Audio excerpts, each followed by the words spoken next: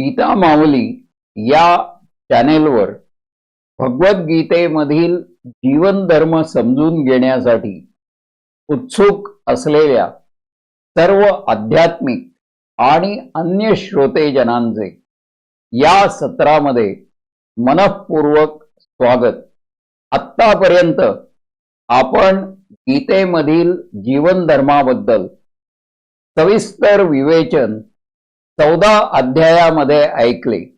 आपले जीवन यामुळे सुखी व्हावे हाच उद्देश डोळ्यासमोर ठेवून मी दिलीप काटदरे माझे गीता धर्म आणि मी या विषयावरील विचार आपल्या समोर मांडणार आहे। गीतेच्या या 15व्या अध्यायाला पुरुषोत्तम योग असे म्हणतात। यामध्ये पुरुषाने म्हणजे व्यक्तीने तशा प्रकारे आपली वागणूक सर्वोत्तम ठेवता यावी यासाठी प्रयत्न करावे याचे विवेचन केले आहे। वसुदेव सुतं देवं कंसचाणूरमर्दनं देवकी परमानंदं कृष्णं वंदे जगद्गुरुं। ओम श्री परमात्मने नमः। विश्वातील या अनाकलनीय आणि अगम्य शक्तीला अनेक रूपे आणि नावे दिलेली आहेत। आपण नेहमी 33 कोटी देव असे म्हणतो। इथे कोटीचा अर्थ 33 प्रकारचे असा घेतला तर जास्त समर्पक होते। त्यामध्ये सृष्टीचा केवढा पसारा असा संदर्भ देतो। हे सृष्टीचे कौतुक जाण बाळा असे एका कवीने म्हटले आहे। त्याचे विराट वृक्ष स्वरूपात वर्णन करून मूळ बीज कोणते आणि त्या पलीकडचे त्याचे श्रेष्ठ रूप म्हणजेच पुरुषोत्तम त्याचे वर्णन या अध्यायात केले आहे। हा अविनाशी वृक्ष ज्याची मुळे वर आणि त्याचा पसारा खाली म्हणजेच वाढलेला संसार वृक्ष भूतलावर आणि परमतत्व उच्च जागी ज्याला स्वर्ग म्हणतो तिथे नांदते। वेद ही ज्याची पाने अशी जी शक्ती तिला समजून घेणारा सृष्टीच्या पलीकडे असलेला तो पुरुषोत्तम। या संसार वृक्षाची अश्वत्थ वृक्षाबरोबर तुलना केली आहे।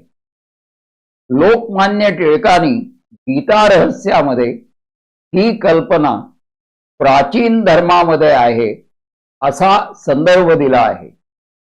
सूर्याची किरणे आकाशातून खाली पसरतात हे त्याच कल्पनेचे दुसरे रूप आहे, ज्याला विश्ववृक्ष किंवा जगदवृक्ष असे अन्य धर्मामध्ये संबोधले आहे।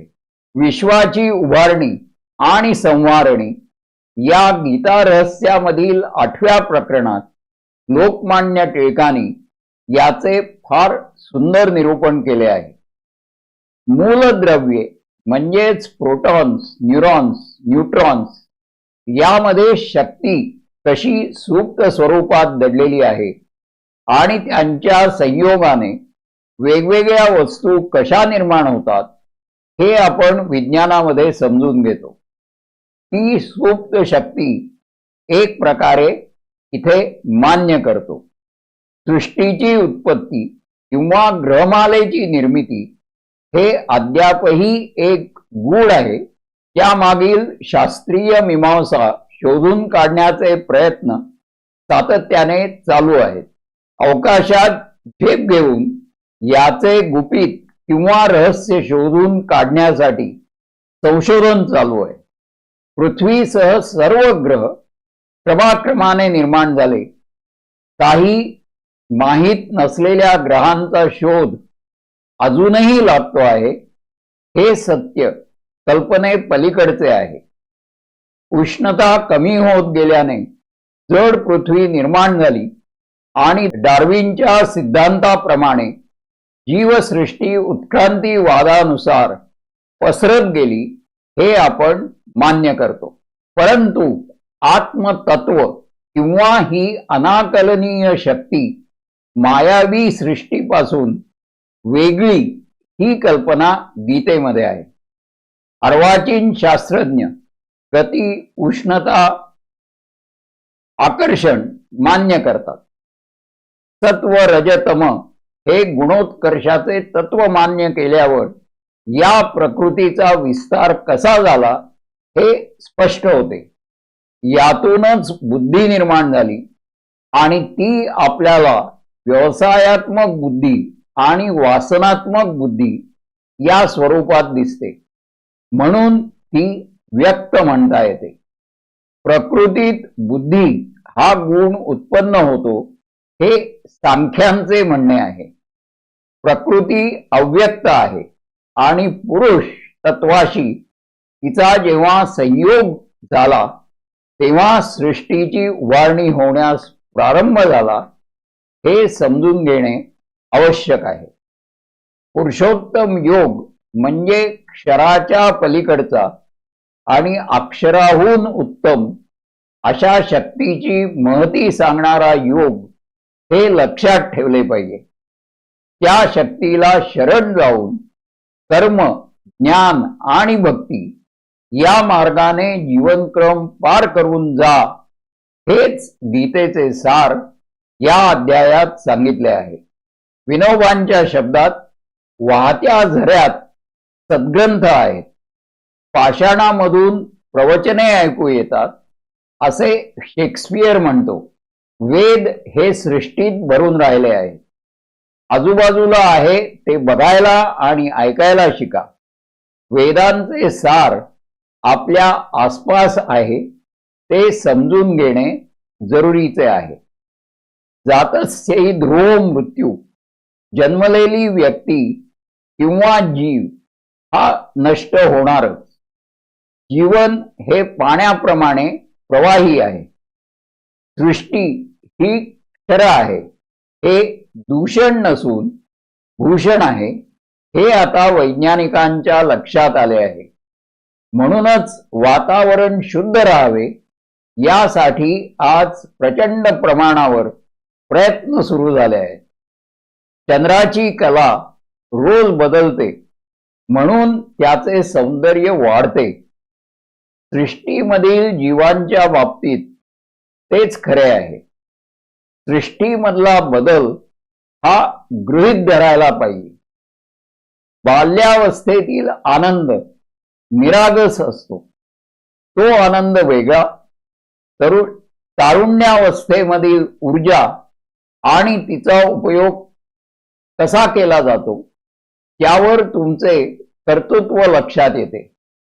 वृद्धावस्थेमध्ये कर्तव्य आणि जबाबदाऱ्या योग्य पद्धतीने पार पाडल्याचे समाधान हे तुमच्या वाट्याला येते. परंतु तुम्ही जो जीवनमार्ग स्वीकारला त्यावर ते अवलंबून असते.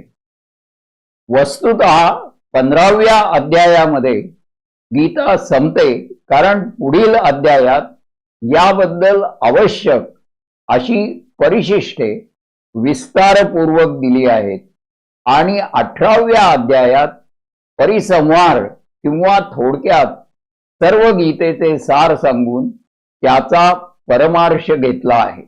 पुढच्या म्हणजे 16व्या अध्यायात दैवासुर संपद्विभाग योग म्हणजेच दैवी आणि आसुरी संपत्ती मनुष्याच्या आयुष्यात कशा प्रकारे जमा करता येते किंवा ती जमा करण्यासाठी काय प्रयत्न करावे लागतात या संबंधी विवेचन केले आहे ते आपण बघणार आहोत.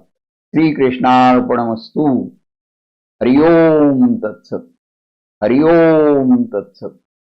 हरि ओम तत्सत.